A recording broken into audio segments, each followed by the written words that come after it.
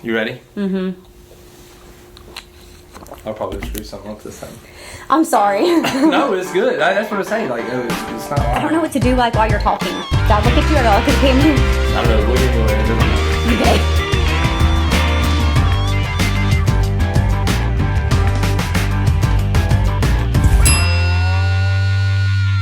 Hey guys, welcome to the Made in Sims podcast, a place where we interview people that were made in Sims, make things in Sims, and helps us make Sims who it is today.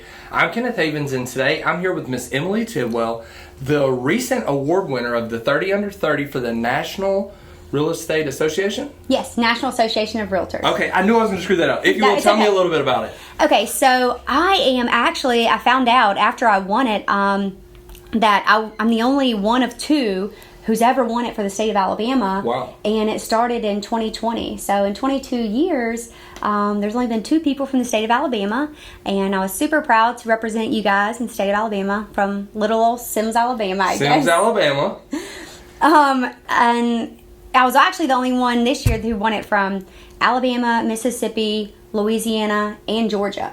Yeah, that's 4. Awesome. That's a huge accomplishment. Well, thank you. I was excited. Yeah, so pretty much one thing that we started talking about before we were rolling was leading a team. So not only are you a real estate agent, you have a team that works with you as well? Yeah, so we have, it's me, 3 other agents, and 2 admin staff, and we have been a team for, I think, 2.5 years. I think September of 2019 is when we got started. COVID hit when? 2020? 2020. Okay, so yeah, that's when. And it's 2022 now, so 19, 20, 2.5 years. Awesome. So I have seen you be very successful. I've watched from a distance and the way that you lead your team, and obviously being awarded, that was really cool. And I thought that it would make a very cool special episode. So I think you have a lot of wisdom that you can bring to the table, and I wanted to do that. So if you will, talk to me a little bit about leadership and how difficult or how you lead your team. Okay, so I will start this by saying, can I do a little prologue and say that I am not the best, and I'm not the smartest, and I do not know everything. I don't even know a portion of it all. I have had a lot of challenges. As you know, leadership is extremely challenging, and we were actually talking before we started this podcast, which we should have started sooner because I think we should have. We dropped some good stuff, but it's okay, guys, because we remember. And we were talking about how difficult it is to lead, and that we love people, and you were talking about the process, and I kind of wanted to jump straight into that, if that was okay. Yeah. Because you shared something really cool with me that kind of changed my perspective on things, and I kind of feel like the world should know about that. Yeah. So what we were talking about before was. I just finished reading the book, Extreme Ownership. Mm-hmm. And so in the book, he asked, so Extreme Ownership is a book written by Navy SEALs.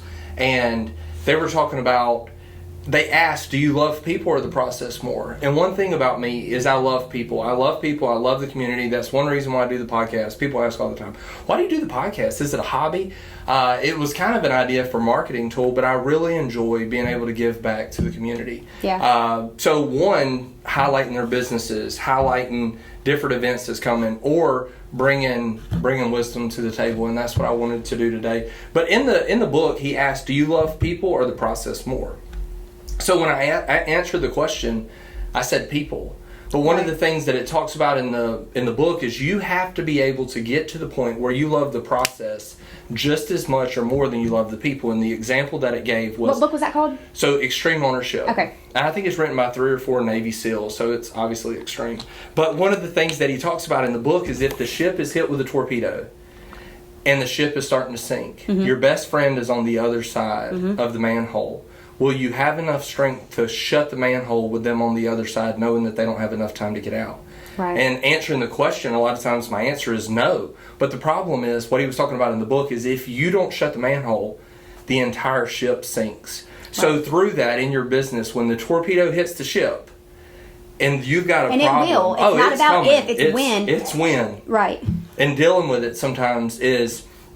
My answer a lot of times to it is, I love the people, but I love the people, but I love the people. But if you can fall in love with the process, yeah, you can shut the manhole, because if not, you're putting the entire ship at jeopardy. You know what I used to do? What's that? I used to pretend the torpedo wasn't there. Yeah. Have you ever done that? Like, oh, yeah. Hey, the torpedo's not really there. Hand out the buckets. Yeah, like, hey, y'all are okay, right? Like, we're all good. Or just be like, all right, yes, I have some work to do. Because dealing with the issue of the torpedo is hard, right? It's challenging, and it tests you because it makes you make a decision on what you're going to do. But I actually have a business coach, and she actually has a coaching program where she coaches all sorts of business owners, and it's actually one of the most low-cost coaching programs I've ever been in, and she is phenomenal. And when I say she's phenomenal, I say that because she has, I've gotten off of our calls before and go into the shower and cried for an hour, and if your coach makes you do that, you have a really great coach. Yeah. Because after all those tears, you're about to have a huge breakthrough. And I've had several breakthroughs like that, and I think that has matured me in my leadership and I guess my ownership with what I have to do and my expectations as a leader, because technically you have like unwritten expectations as a leader, but I didn't come into this reading a manual and thinking, great, okay, step 1, this is what I have to do as a leader. Step 2, it's something that's formed over time. Yeah. And also it's something that you fail forward with. Like, I messed up again. Like, it's continuously getting hit by a torpedo or a bomb dropped on you. Like, however, it's like, okay, well, how am I going to assess this situation? Right. And I never really looked at it as like handling the process, because if you handle the process correctly, the people will love you and you are helping the people. Right. But it's just a different perspective, right? And the way we think it is like, well, now I'm going to go help my buddy. Yeah. You're hurting the entire organization. Right. You're hurting the entire team. Right, and your buddy, you might even be hurting your buddy because your buddy might have a chance to swim out on his own, but instead you're enabling him. You keep bailing him out. You're enabling him because you're like, I'm going to go get you. I'm going to go save you, but everyone else is going to fall. Right. So what is that saying about your ship? Do you care about your ship? Yeah. You don't. That's the answer. If you're not willing to save your ship, you don't care about your ship. Right. Right. And the whole thing is, if your buddy continues to put you in that position, does your buddy care about you or the ship? Right. Right. So. No, that's a really good book. I think I'm going to read that book. Since we're talking about books, can I share some books? Sure. EntreLeadership. Actually, one of my team members is reading this book, so I just have the cover. But EntreLeadership by Dave Ramsey is phenomenal. Had some life-changing things in there. And this book was so good. I listened to it on Audible. It's called Master Your Emotions. I listened to it on Audible, and I'm like, I was rewinding it and saving clips, and I'm like, I just need to get on Amazon and buy the hardcover so I can read these things, remember these things, and highlight these things. It has some really good things in here. I think I would accredit this and hiring a coach to overcoming some of the most challenges that I've overcome in probably like the last 2 years to be a better leader. It doesn't take many books, but just start with one. Yeah. And I mean, guys, if you're not growing, then you're dying. And reading a book I'm full of all these cool quotes because of books. When I tell people, like, the only reason I know all this stuff is from books. Right. You have to continue to be a learner. I heard one time, learners are leaders and leaders are learners. Like, and readers are leaders. There's all kinds of stuff. But the thing is, you can't be a leader and not learn. Right. You really can't. You can't. If you're a leader and you're not learning, then you're leading your people into the ground. Wow. That's good. That's really good. I think that, so through some of this books, what's one of the things that you got out of the last book that you just shared with us, talking about your emotions? What's some of the stuff that you take away from that? Okay, so the reason I kept flipping through earlier when we were talking is I was trying to find a highlighted because I swore I highlighted in this book because it was something really good. But your mind is not in control of you, and you are in control of your emotions. So if you did something that made me mad and ticked me off, yes, I can blame that on you, and then I can also look inwardly and say, okay, why am I upset that Kenneth did whatever to make me upset? Right. Right? Whether it was, he didn't answer my call. Because, we all jump. Everybody's different, right? If I called you and Kenneth didn't answer my call, I can be like, all right, Kenneth's busy, right? Or I can be like, okay, I guess Kenneth isn't going to answer my call today. He's going to reject me. Guess what? I had the choice to think either or. And you chose one. And I chose one. Every single thing that you think in your brain is a choice. That's good. You have the power of the control. Like, you have the control and the power of your own brain. You can use it for good, or you can just be enslaved to your mind, which a lot of people are. They're enslaved to their mind, and they allow their mind and their emotions to run them, which you're in control of your emotions. I would say probably, I was speaking to someone the other day about this, and I think she said it was the first 30 or 60 or 90 seconds that you react to something is completely emotional, and everything after that is completely thought out decision making. Wow, that's really good. I got to get a copy of that book. Because so I was telling you earlier, I had a deal with my team where I was running into a situation to where there was things that were happening, whether it be in the office or the admin or the routes or whatever, and I had team leaders that were highly capable and trained to be able to take care of these situations, but they weren't being taken care of. And it would always be on the list of things for us to talk about, for us to decide as a group. And I asked, you know that I trust what you're going to do. And you know that I know what decision that you're going to make before you make the decision. That's why you're in the position that you're in. Right. Their response to me was, but we're scared sometimes to make the decision because of how you're going to respond. And I realized at that point, the worst thing that I think that I can be as a leader is unpredictable. Yes. And so there's been times where I've acted out because of my emotions, because of certain situations that's caused this, and that's something that I'm working currently to get under control. I've had a couple situations that came up in the past couple of weeks where, like, I literally inside of my brain have said, take 10 seconds, just take a minute, like, suck it up, don't say anything. Like, if you have to say it immediately, like, there's a problem. Okay, I will tell you this too. My coach has told me this. If you want to say it, it's probably not it. You probably don't need to say it. Right. So if something happens, like with one of your guys or with one of my team members, if it's something that I want to say, like if someone comes in late and what I want to say is, "Hey, why are you late?" then I don't need to say it. Right. Instead, I need to think of, we're going back to the process and think about like this. Hey, Kenneth, after the meeting, hey Kenneth, may I ask you why you were late? Yeah. But also talks about, and I think it definitely is entre leadership, not to call people out in front of other people, because it's you don't get the choice to take their integrity, they do, and that's not up to you. Yeah, that's good. So in our last team meeting that we had with our drivers, we kind of had this situation that happened. So I was going to open up the meeting. We were going to be talking about communication. But for some reason, technology did what it always does. We practiced it. We had everything lined up. The computer, TV didn't work. I was fixing it. The team leader opened up the shift. So the conversations kind of started getting backwards. And so I was like, rewind. Let's pump the brakes on it. So, and I told him, I want to open up the conversation. And I wanted to open up the meeting, and I wanted to talk about the importance of conversation, how conversation is a two-way street. And the reason why I said all this is I gave it an illustration. And I got the person, and just random person, I said, hey, walk with me.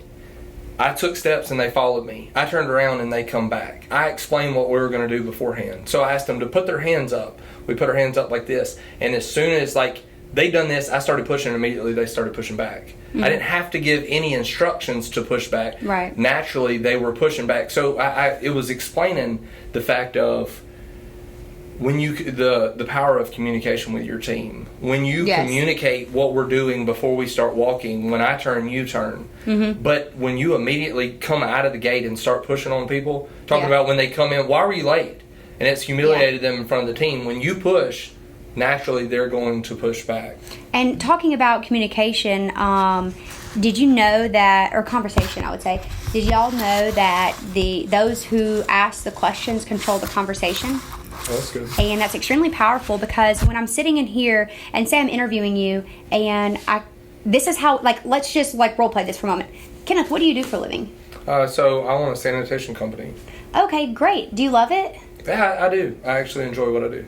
Okay, awesome. So how long have you been doing that? So since birth, just about. But so I started about 2009. A long time? Yeah. I'm kidding.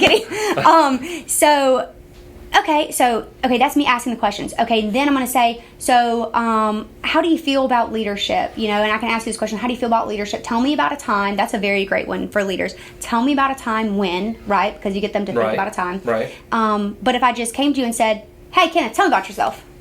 Yeah, it's totally different. Right?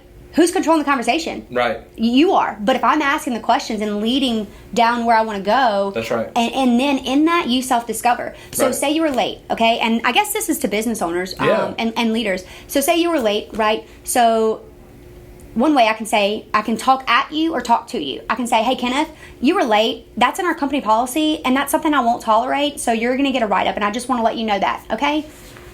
Conversation ended. Yeah. Okay. Hey, Kenneth, is everything okay at home? Right. and we can role play this. That's okay, right? Yeah. Hey, Kenneth, is everything okay at home? Yeah, everything's fine.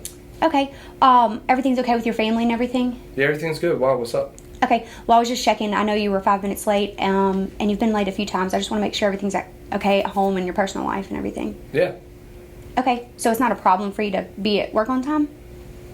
It shouldn't be. No, I 100% see where you're going. So, but guess who was in control in that conversation? You are. Right. The entire time. I didn't talk at you. I talked Right. to you. And also, I did a few things, okay?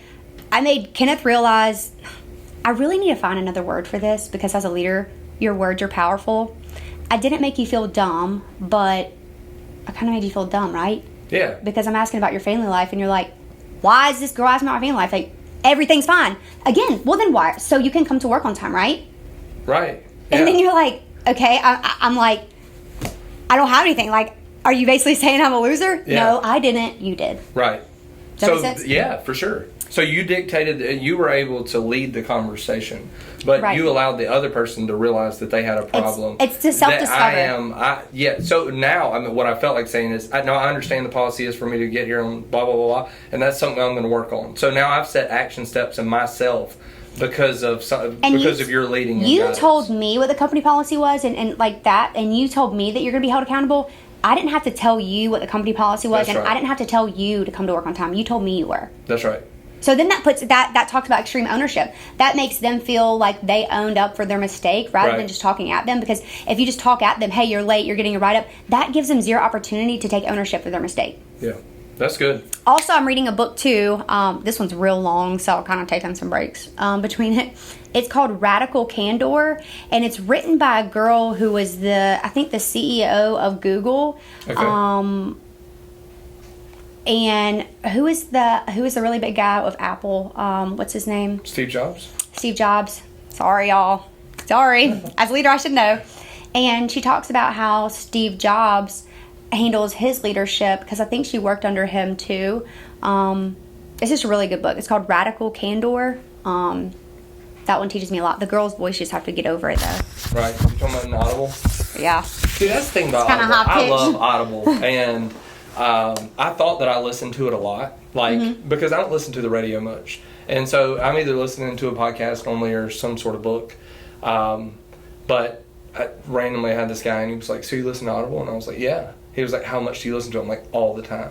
So he got me to pull out my phone, and you can actually go to see how long you've been listening to it. And the guy had been listening to it for like 8 months. So the amount of run time that it ran was like 8 months long, and mine was like 8 days. And I was like, Oh, so yikes. maybe I'm not as big of a fan, but anyway. I like books. I like books a lot. Yeah. So, but anyway, yeah, I feel like that was a lot. That was jam packed. Yeah, that was good. That was really good. So we've talked about leadership. We've talked about the way that you led your team. Tell us a little bit about the current market that's going right now. Okay, so yes, we're still in a seller's market. Yes, we've been in a seller's market for like 4 years, and it's just continuing to go up, up, up. No, we're not going to crash. No, the market's not going to be flooded with homes like everybody thinks that the market crash is going to happen, which again, please remove that verbiage from your vocabulary because there is no market crash because when bad things happen, there's good things to come of it, right? So when a market Right. crashes, which is no crash, a crash is bad, right? Right. When you think of a crash, you think of a car, like boom, Yeah. like no change, like you can't it's totaled, you can't fix it, or you have to do a lot of surgery to fix it to Right. get it at a body shop. Like a crash is very bad; it messes some stuff up. Okay, we call it a market shift, right? Everything goes up, everything comes down. A real estate market shifts. Okay, shift happens, and it does, and we're not going to be flooded with listings, and this is why. Our listing count probably about 4 years ago, 5 years ago, even when it was even when it was still a seller's market, we had about 1,200 listings in the MLS. Recently, we got down to everyone was freaking out, like, oh my gosh, we have 700. Well, I checked, I think it was yesterday or the day before, and we had 483 in Mobile County, 483 homes in Mobile County, Alabama, crazy. for sale. And we're probably at least the third largest county in the state. Yeah. Let's say Baldwin County's second. I think Birmingham, the county that's up there, is first. So 483 homes. That's the really expensive homes. That's the really Cheap cheap homes. That's not just like your run-of-the-mill average homes. So that's not a lot at all. So for every one home, we probably have about 8 to 10 buyers right now. So, Wow. okay, so everyone thinks it's going to crash. Okay, let me tell you how it's not going to crash. All right? Let's hear this. Or how it's not going to shift dramatically. Okay, what's going to happen is it's going to like tabletop a little bit. It might go down a little bit, but it's not going down. In 2008, when we had that huge the dramatic market shift, we had a shift like that because of bad lending practices. Well, now they've put things into place and requirements and restrictions for lenders that won't allow that to happen again. So we won't ever see an 2008. Sorry, but we just won't. Okay, so that one thing is handled. Interest rates are on the rise. Yes. By the way, the feds are going to raise the interest rate 6 times this year. I think they already did it once, maybe twice, but they're at 4% right now. Let's just say on a good day, they've already raised them twice, and they're at 4. They're going to go up. They're probably going to at least be at 5 by the end of the year, and I would be so confident in that I would probably bet money on it. They're going to be at 5% by the end of the year, at least. But then you think, okay, well then prices are going to go down.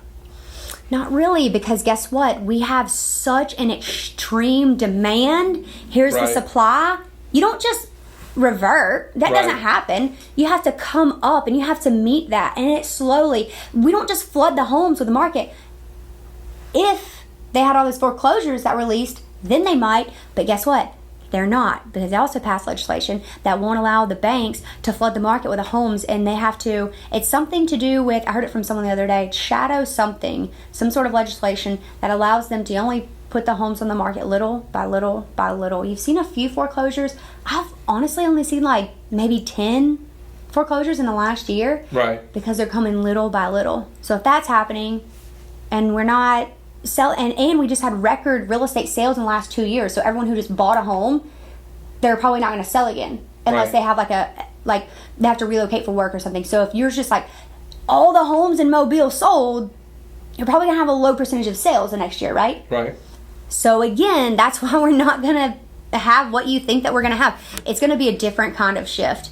I think it's going to be more of a financial burden kind of shift. So for the people that are sitting on the edge of their seat and they're waiting for this thing to just topple over to be able to sell or to buy, stop waiting, because the price, the interest rates are going up. It's going to hurt them. And you're going to look back, and I promise you, there will be people who probably see this podcast, and come December or the fall, right before kids go to school, they're going to be like, all right, now we're ready because we finally got ready, okay? We're ready. Great. Well, now the interest rates are 5%, and home sale prices didn't cool off either. And remember, also the market you sell in is the market you buy in. But now is the time to sell and buy. A lot of people think, well, I'm going to sell now and buy later. Okay, let's just say the home price is $300,000 that you're looking at. Okay, it might go down a little bit. It might, but I'm probably going to bet a little bit of money that it's not. If anything, it's going to tabletop. Right now we're on an incline. If anything, it has a tabletop. It's not going to decline. So let's just say we tabletop. Okay, well, rates rise. Right now we're at an incline. Rates are low. We tabletop. Rates rise. Your mortgage payment is going to be either what it is now or higher, but it's definitely not going to be lower. So you're either staying where you are now if you wait until the end of the year, or you're going to only pay more. So the reason to wait is what?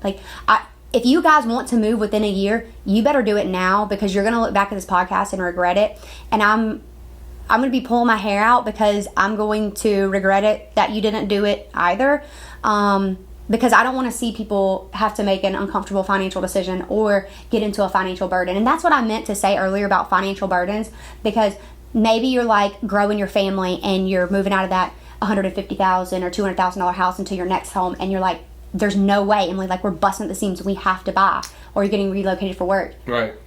Like, I hope that you guys we can't all predict our future, but be in control and think and go ahead and start thinking about the future of what you can. A lot of investors think that they're going to go in and buy up everything and flip houses at the end of this year. That's not going to happen either. Like, it's not going to be what everybody thinks it is. We're going to have something that we've never seen before. That's what it's going to be. Yeah. So all of the economists and everybody keep thinking, and even the investors that keep thinking we're just going to hold off on the market till it crashes. People were saying that 2 years ago, and guess what? Now their money's devalued. I had one person who bought a home, 13 months later sold it, and she walked away after paying my commission, all the costs, I think some of the buyer's costs. She walked away with $48,000. And so she crazy. did not flip that house. That is so crazy. It's amazing. It is amazing. It's about to happen. It's about to be very different. I do think it's going to be very different and difficult for real estate agents too. We are going to see record low in sales this year, because we've had record highs for the past 2 years. And I'll say this to y'all, I do not have an economics degree and I'm no economist, but I think that I have a lot of common sense. And all I can say is I've been told I was wise beyond my years, so we're going to take that to the bank and cash it on this. Yeah. Okay? And that's all I had to go off of, because I don't have a degree in that, but... But you do have an award that you were on the 30 under 30. Well, yeah, that doesn't say that, though. But looking at everything, someone tried to argue with me the other day and say that, it's going to, market's going to switch, it's going to be a buyer's market. No, it's not. Yeah, it's not looking good. So pretty much, for people that don't understand, when the interest rates are rising, so what happens is you can buy something now for $100,000 at 3% interest, and your payment is this.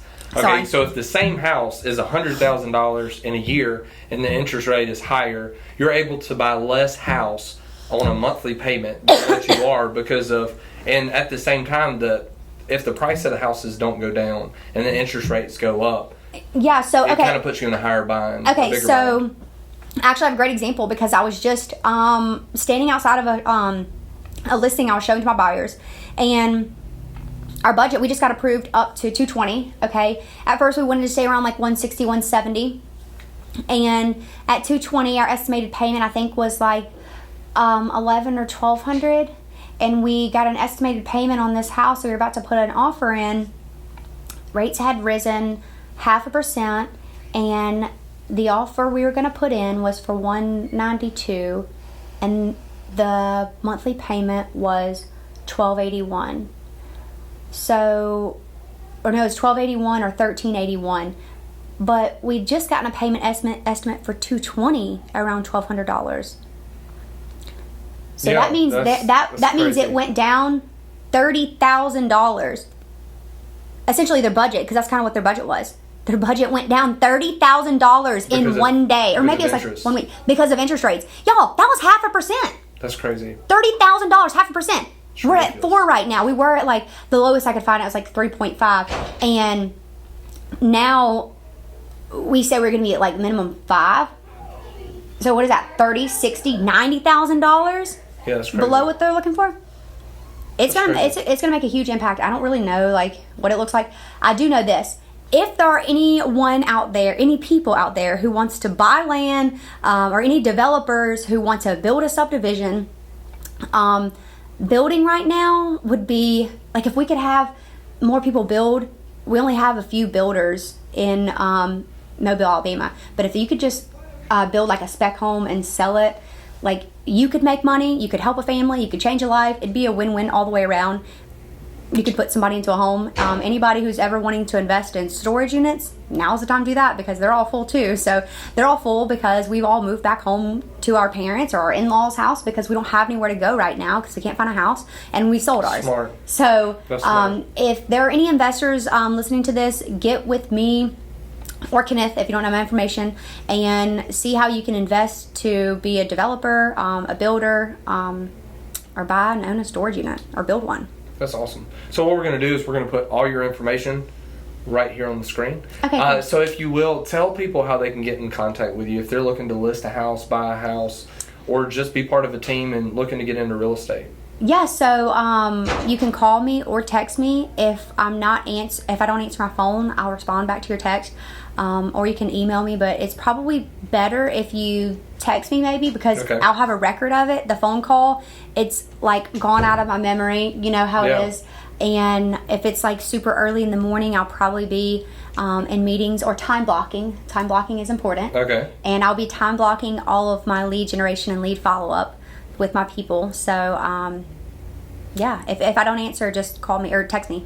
Yeah. So pretty much people are now going to have to watch the podcast like 3 times to soak all of it in. Yeah, all sorry, the wisdom I talk really fast. No, it's good. I feel like I didn't bring enough value. I feel like Yeah. there's some more that I could bring.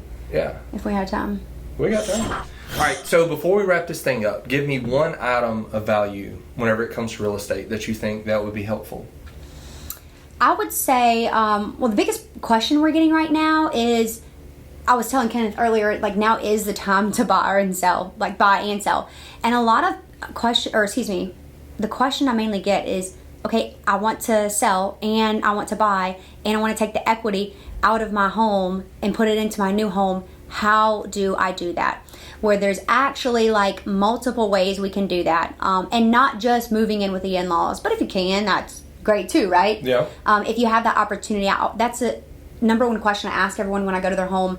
When you sell, where are you going next? Is there anywhere that you can go? Because that would be the easiest. And if you can't, we have ways around that too. I have one lender who does one lender that I know of that does a bridge loan that will bridge you into your next home, and they'll see that your home is technically sold and your debt is removed whenever you list your house, whenever it's under contract. So we can list your home and then put an offer in, and we don't have to have the home sale contingency, because the home sale contingencies are not winning in this market either. Yeah. So you can't put that in your offer, and you have to have everything together before you go in and you start putting in offers on homes. You can't have to sell that home before you buy your new home. You have to go ahead and sell it before you buy the new home, because nobody's going to accept your offer if you put in your offer sale to be contingent on the sale of buyer's current home. It won't work. Right. Because if you get that offer, if you're a seller and you get that offer and you get another one someone who doesn't have to sell their home, and you have to deal with another buyer. To me, that's technically like a little risky. Yeah. Like, your home's under contract, Kenneth, but we gotta run this other guy to sell his house. What if your deal falls through? I don't know who your buyer is or who your buyer's lender is. Like, if where's their house at? What's it look like? Yeah. Where's it located? Does it have burgundy carpet and panel walls? So I do always put the address whenever I'm writing a home sale contingency. I do always put the address to make the listing agent aware, so they can see the home, so they can see if it's a good sale. And to me, that kind of gives me leverage, and it also brings clarity around the situation, so the listing agent doesn't go in blindly wondering, well, where is this home, like you were asking, because it's a big question. I just go ahead and come in with it, and then I say we typically already have professional pictures done on, let's just say it was like your house or everybody's house. You already have professional pictures done on your listing, or it's already under contract, or there's several ways. And what I do is, my favorite thing to do is problem solve, and when we get to the house, we create a plan of action of where we're going to go, what are we going to do, based on the needs of the customer, right? So that's when I come in and I ask a lot of questions, right, to bring clarity of the situation. Right. And then it helps me go through and create a game plan of moving, where are we going to go, timelines. I love timelines. I love to pull up my calendar and figure out where we're going. It takes the stress off of you to worry about planning of when we're going to list and all that stuff. Like, guys, you don't have to do that. That's what you have a realtor for. And if your realtor's not doing that, then it's okay. You can call me.